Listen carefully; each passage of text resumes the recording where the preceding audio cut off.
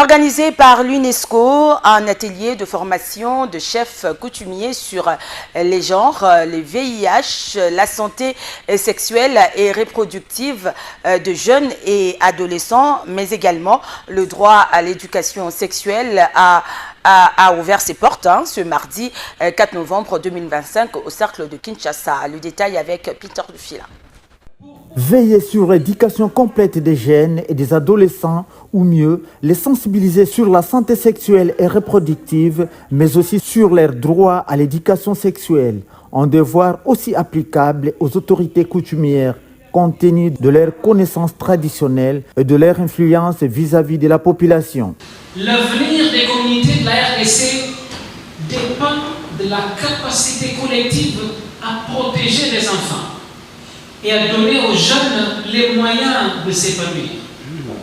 Votre influence, votre sagesse et votre autorité peuvent faire la différence.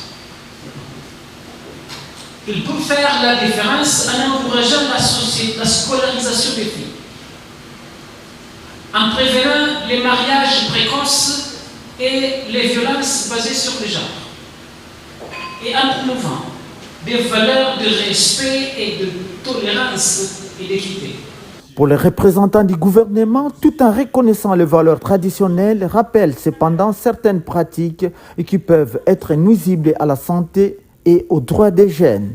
De son côté, chef Roger Kabeya, président national AI de l'ANATEC Kasaï Oriental, est revenu sur les rôles de savoirs ancestrales. Il ne faut pas perdre de vue qu'une autorité traditionnelle dans sa contrée, c'est pratiquement le représentant du chef de l'État en miniature, donc à ce niveau-là.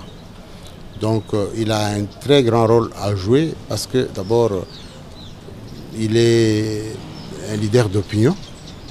Et sur le plan du savoir, n'oubliez pas que dans les temps les plus reculés, ne pouvait être une autorité que celui qui détenait un certain savoir ancestral. Outre le fait qu'il devait être descendant de la famille régnante ou de la famille chefale, mais c'était les détenteurs du savoir. On ne pouvait pas prendre n'importe qui pour assumer ses fonctions. Parmi les descendants, on regardait celui qui était le plus sage, qui était celui qui maîtrisait un peu les us et coutumes de la société. C'est à celui-là qu'on confiait les responsabilités.